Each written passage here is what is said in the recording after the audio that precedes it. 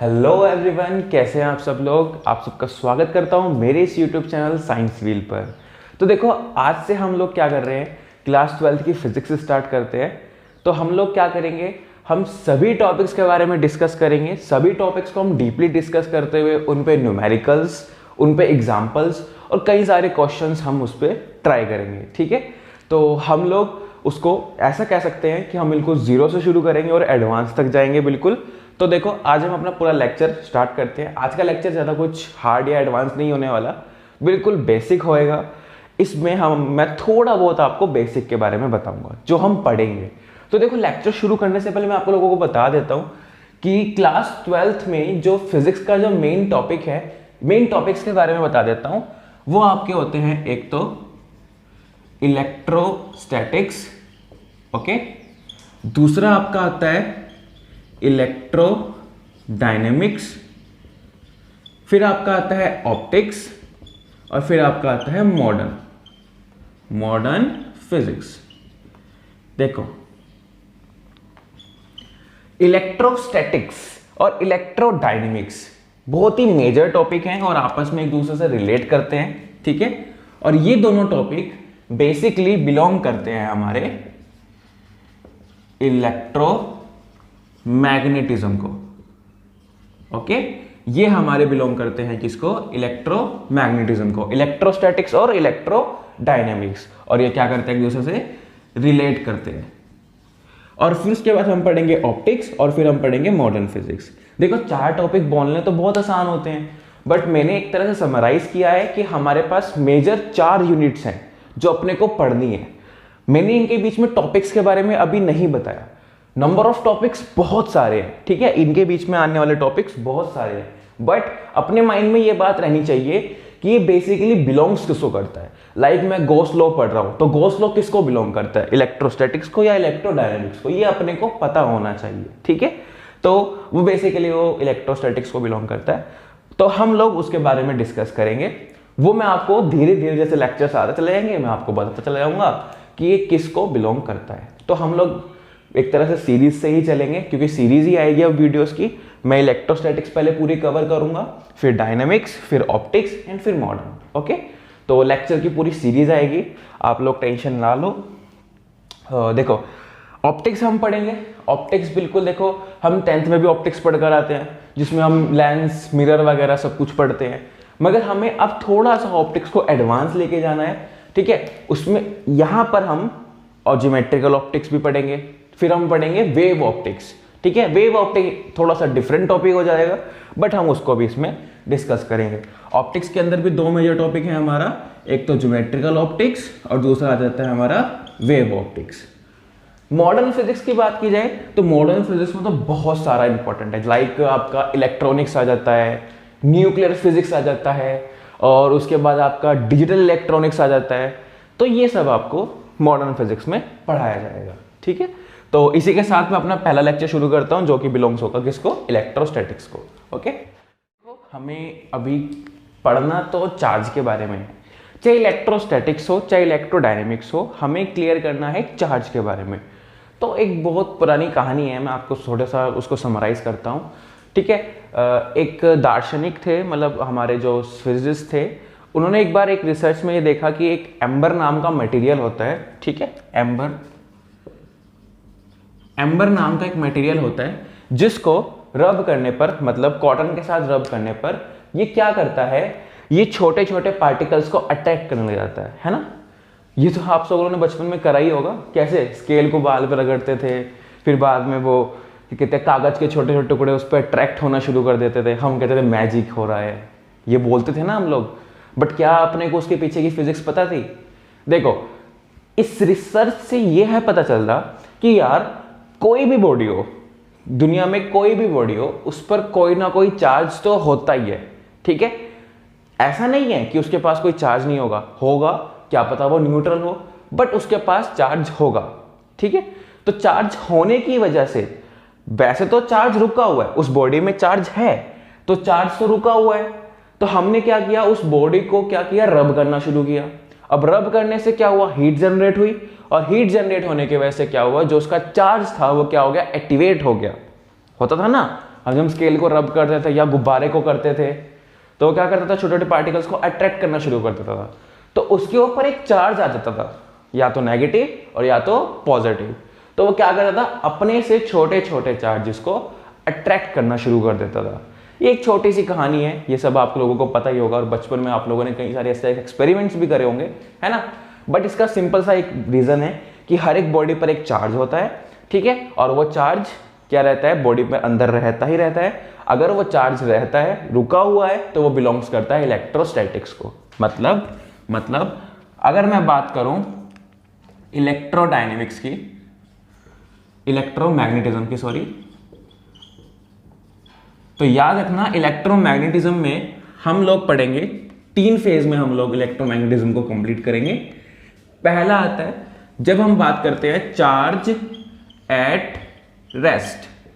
जब हम बात करते हैं चार्ज कैसा हो, रेस्ट पर हो, तो क्या होता है, जब चार्ज रेस्ट पर होता है यानी कि चार्ज रुका हुआ होता है, तो हमेशा याद रखना वो एक चीज जनरेट करता है जिसको हम बोलते हैं इलेक्ट्रिक फील्ड, ठीक है, इलेक्ट्रिक फील्ड। जब चार्ज रुका हुआ होता है तो हम उसको क्या बोलते हैं, इलेक्ट्रिक, मतलब जनरेट करता है इलेक्ट्रिक फील्ड। ओके, तो ये जो टॉपिक है ये हमारा बेसिकली बिलोंग करता है इलेक्ट्रोस्टैटिक्स को। इलेक्ट्रो का मतलब होता है हमारा इलेक्ट्रॉन यानी कि चार्ज, और स्टैटिक्स का मतलब होता है रेस्ट पर, ठीक है, कि हमारा चार्ज कैसा है, रेस्ट पर है। तो जब चार्ज रेस्ट पर होगा तो हमें स्टडी किस किस के बारे में करनी है। पहली बात तो ये क्लियर कर लो कि जब चार्ज रेस्ट पर होगा तो वो एक फील्ड जनरेट करेगा जिसे हम क्या बोलते हैं, इलेक्ट्रिक फील्ड। हमें फिर इसके अंदर काफी सारी चीजें पढ़नी है। जब चार्ज रेस्ट पर होगा सबसे पहले आपका आता है कूलम्ब्स लॉ, है ना, Coulomb's law, Gauss law, electric potential. इसके अंदर हमें नेक्स्ट पढ़ना होता है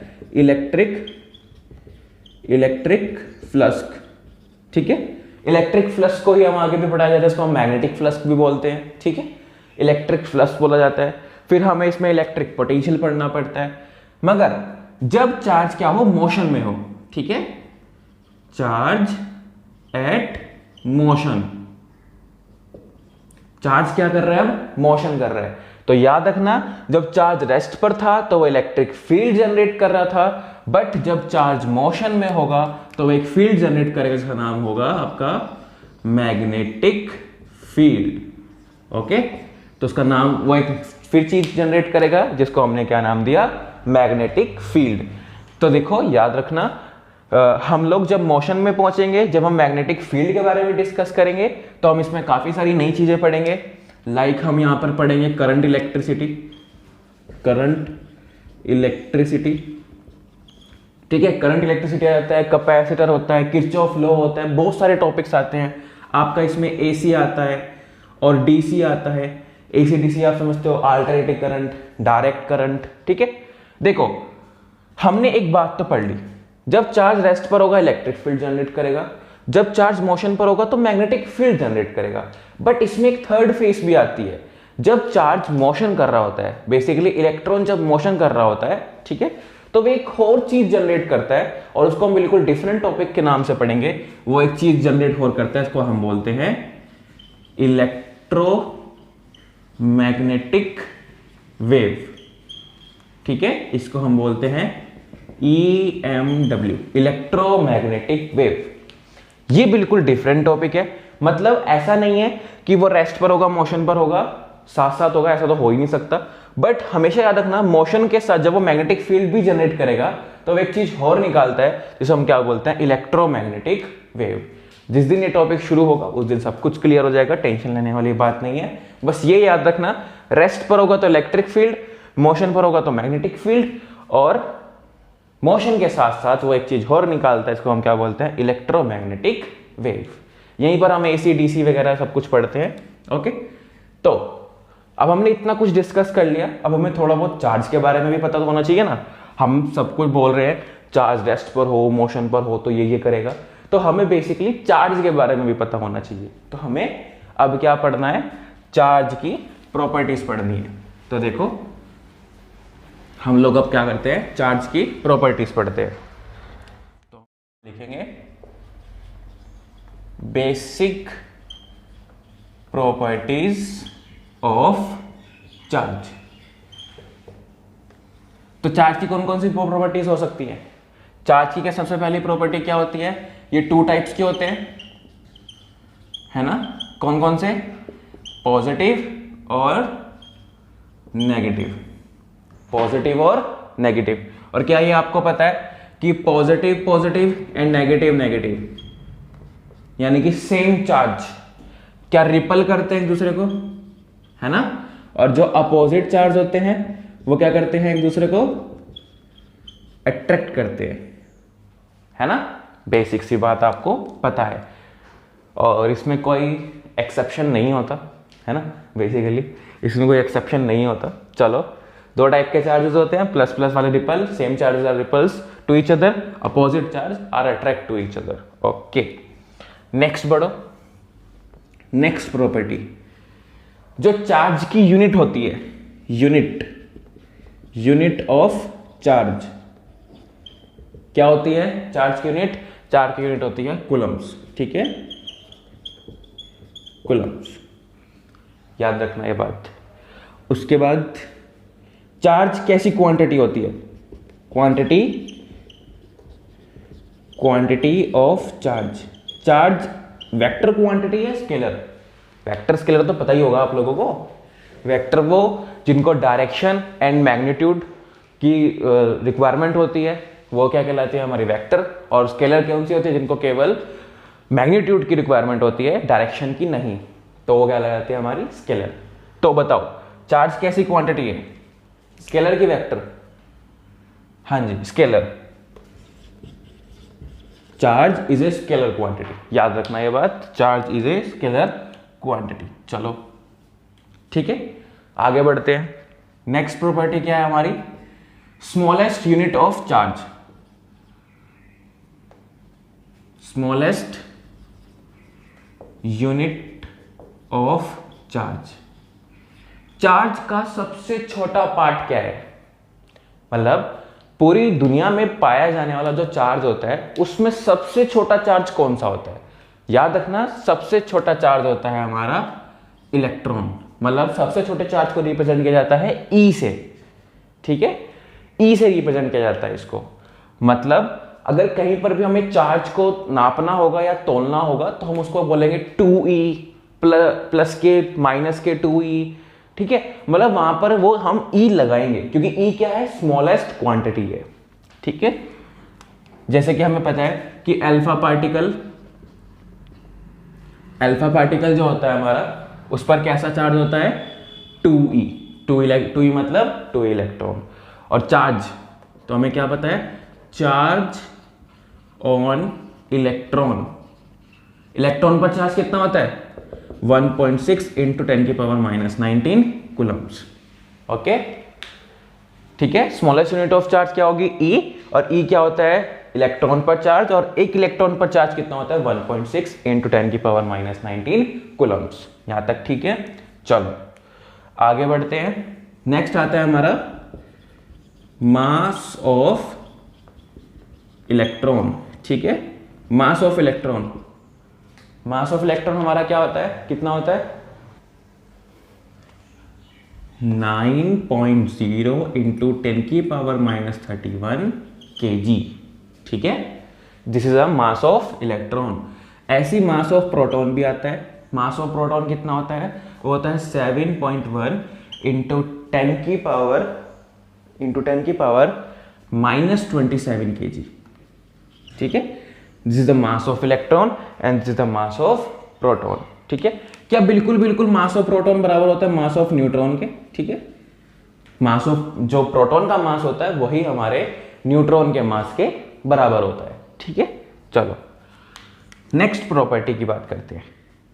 next property, mass of electron हो गया। नेक्स्ट प्रॉपर्टी हमारी चार्ज की क्या आती है वो देखो। सपोज दैट मेरे पास कोई बॉडी थी, ये कोई बॉडी है, ओके? इस बॉडी के अंदर कोई ना कोई चार्ज होगा। हमने अभी बात करी थी कि हर एक बॉडी के अंदर कोई ना कोई चार्ज होता है। तो सपोज दैट ये बॉडी न्यूट्रल है, ठीक है? ये बॉडी कैसी है? न्यूट्रल है। तो न्यूट्रल बॉडी का मतलब क्या होता है? ये बॉडी कैसी है आपकी, न्यूट्रल है। अब क्या इस बॉडी के अंदर कोई चार्ज होगा, बताओ। इस बॉडी के अंदर चार्ज होगा, इस बॉडी के अंदर प्लस का चार्ज भी है और माइनस का चार्ज भी है। ऐसा नहीं है कि इस पे कोई चार्ज नहीं है।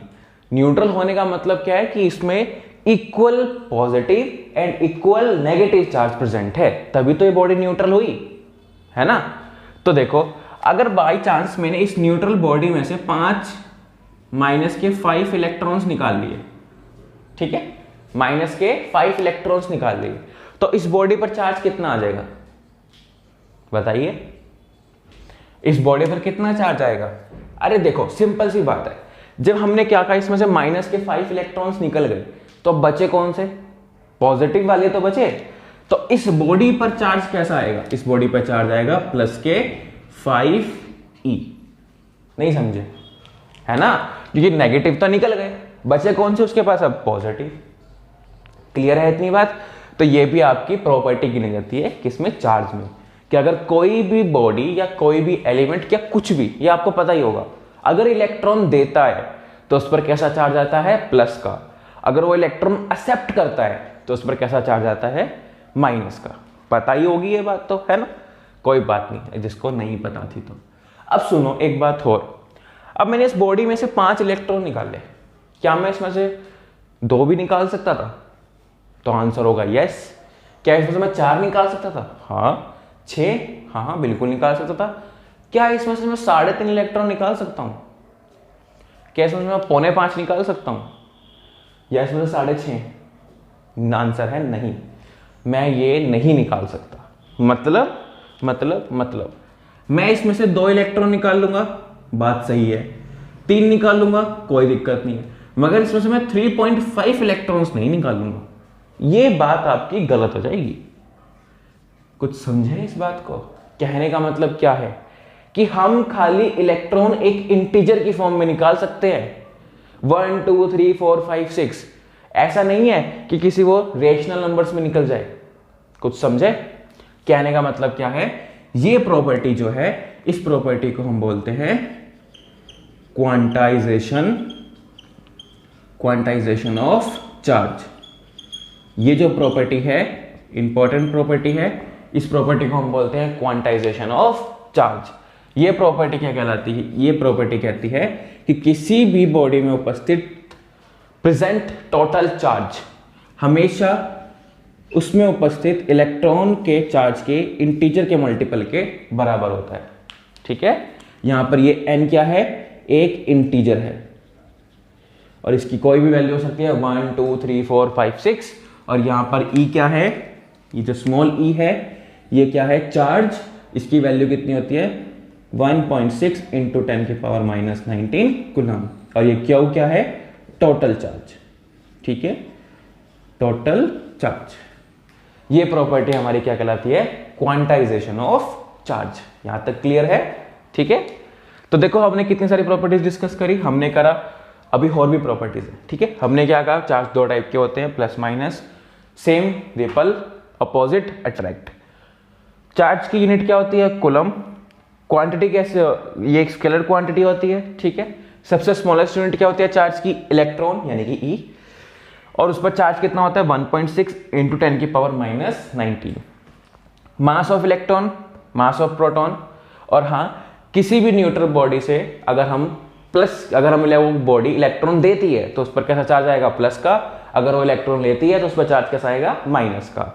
मगर मैं उसमें से निकलने वाले चार्ज को एक इंटीजर की फॉर्म में निकाल सकता हूं। वो प्रॉपर्टी हमारी क्या कहलाती है, क्वांटाइजेशन ऑफ चार्ज, यानी कि Q = NE, ठीक है। बिल्कुल बेसिक सी प्रॉपर्टी थी। चलो देखो आगे बढ़ते हैं। हमने क्वांटाइजेशन ऑफ चार्ज पढ़ा, Q = NE। इस पर अगर मैं एक क्वेश्चन कराने की कोशिश करूं तो बिल्कुल बेसिक सा क्वेश्चन पड़ेगा। देखो, सपोज दैट मेरे पास एक बॉडी है, ओके, ये कोई मेटल की शीट भी है, कुछ भी हो सकता है। इसके अंदर, इस बॉडी के अंदर चार्ज है 3.2 इंटू 10 की पावर -19 कूलम। इतना चार्ज इस बॉडी के अंदर ऑलरेडी प्रेजेंट है, ठीक है। इतना चार्ज इस बॉडी के अंदर प्रेजेंट है। तो बताओ, calculate number of charge present inside, present on it, ठीक है, प्रेजेंट ऑन इट। बिल्कुल बेसिक क्वेश्चन है, मुझे कराते हुए भी शर्म आ रही है अगर किसी ना हो पाए। वैसे तो सबसे ही हो जाएगा, कोई दिक्कत नहीं है, ट्राई करो। क्या आएगा आंसर? ठीक है, बिल्कुल सही, 2 आएगा इसका आंसर। चलो देखो, अरे सिंपल सा ही तो है। अगर हम इसके अंदर बात करें तो क्या मेरे को टोटल चार्ज ऑलरेडी गिवन है, क्या है 3.2 इंटू 10⁻⁻19 कूलम।